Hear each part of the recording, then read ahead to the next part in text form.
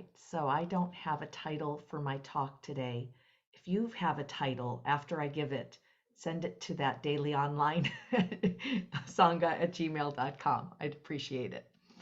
Um, so I have been investigating looking at a retirement community that's being built near me, and it's called Enso Verde. And it's the sister to Enso Village, which is the first of its kind up in Northern California. And so this is the second one, and it's based on Quaker and Zen principles.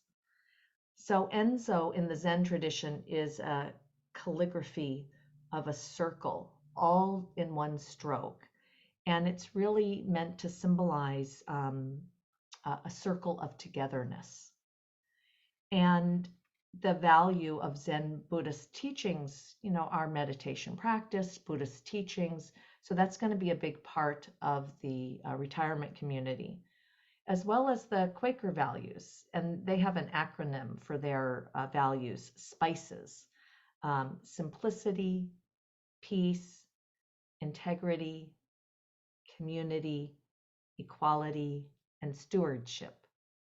So it's a really nice blend coming together, and it's been influencing how I've been thinking about the fourth mark of existence that I've posited of us as individuals having needs, and looking at how society and community also has needs, and groups have needs. And these are so interconnected and interdependent. I'm just pulling apart a few things today in my thinking. And I want to touch on security, on home security, not the cameras, home security, but home security. And in a retirement community, as a group, especially, a group of aging people, we have different needs than, let's say, a university dorm or a co-housing environment, or even the over 55 mobile park where I live, where we all live separately. There's going to be different needs within this Enso Verde. So Susan O'Connell, she's one of the Zen priests. She gave a little bit of a history of Buddha Dharma, and she landed on something, and she named it, or I named it, I can't remember, Buddhism meets business. And I was like, oh, interesting. I was so interested that she was really acknowledging that the principles of the Quakers and of the Zen tradition will be operated as a business, because when Buddha Dharma came over to the West, especially in the US, it met capitalism, it met a business model, and it has been having to coexist since it's been here. And that they have a commitment to making it work. It was very clear, and for me, it felt like if she didn't acknowledge that, we would go into all these spiritual ideals and really forget that, no, this is a business.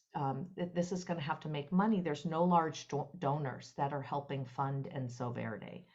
But they do have, the backing of the Kendall Corporation, which is a Quaker organization that has a track record of creating retirement homes and facilities based on kind of the new emerging end-of-life care, hospice care, etc. So a few people have told me I'm crazy to even be looking at retirement communities, because I'm way too young. I'm 60 in this kind of Gen X community. And we don't, many of us don't have the hopes of retiring like our parents did, pensions and the ability to retire. In fact, a lot of people don't have that ability. I was curious, I looked it up, and it says that on Google and through my search that 56% of Americans say they're not on track to retire comfortably. And that's just people who took the survey. So, I mean, this is really a big deal at this stage of life. And because, we're in an aging community together, I think I'm on the cutting edge of looking at it. I don't think it's too early at all. I actually think that's what we're talking about with the Dharma. So one fact is, though, I wouldn't be able to even consider Enso Verde if they weren't offering spaces for Dharma teachers. So they have an application process where they're going to take 15 Dharma teachers to be able to come and live at the community for a significant reduction of fees, and in acknowledgement that many Dharma teachers have been living on Dana and wouldn't be able to afford getting in there. So there is a certain amount of wealth that you have to get into the Enso community.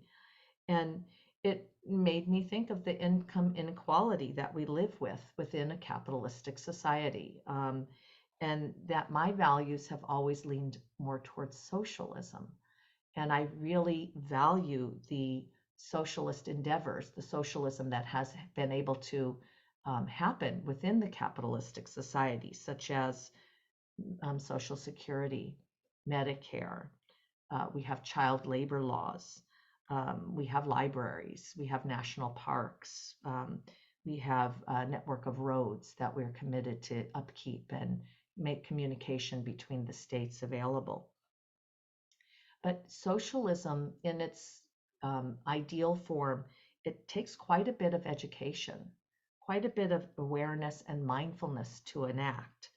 And that there's really a high degree of buy-in for people to be involved in socialism, that they have to say, okay, this is where I'd like my money to go. This is what I want to do.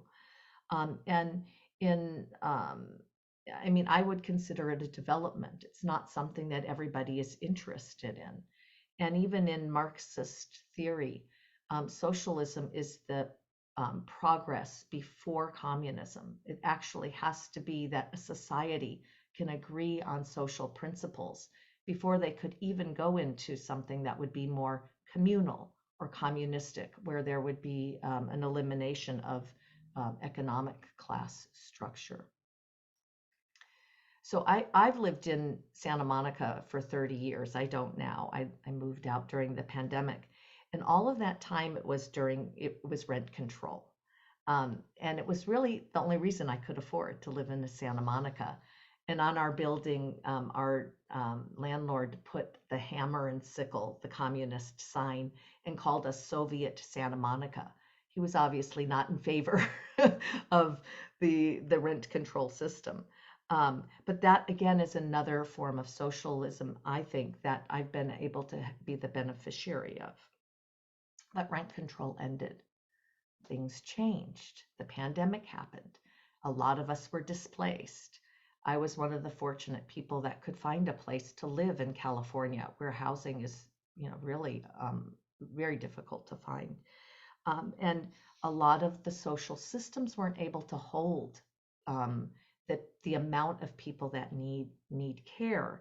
And even with wealthy celebrities coming into the LA area to Santa Monica, and with charitable corporations, it's still not enough help. There still isn't a way that we are able to attend to everyone. So I'm going to state another provisional need, which is, along with home security, we also then have the quality, along with home security, we also need the quality of being radical. Okay, so what do I mean by this? So when things change or die, I think you can especially see this quality of radical being needed. And the Dharma has embraced this. Tara Brach has a teaching called Radical Acceptance. We have eco-Dharma, socially engaged Dharma, radically engaged Dharma, really Dharma that's paired up with other social services and concerns, and really committed themselves to looking at the larger society. And the Buddha even talked about being radical, and being radical as in going against the grain, going against the stream of just following whatever comes. So what I mean by radical this morning, oh my gosh, it's already 9:10. What I mean by radical this morning is something that I wrote with Nelly in the direction of our book, Reflective Meditation. So it's looking at radical as innovative or unorthodox or creative. And that Societies and systems that once work become stale, they die off, they don't no longer work, and we need our creative thinking and feeling hearts and minds. And in the Buddhist time, they didn't distinguish heart and mind, they distinguished heart and womb. So I'm going to say we need our creative wombs for this time. Yes, even those without wombs, we still need this creative, gut level, deep thinking and feeling to get through this together. So I'll end here.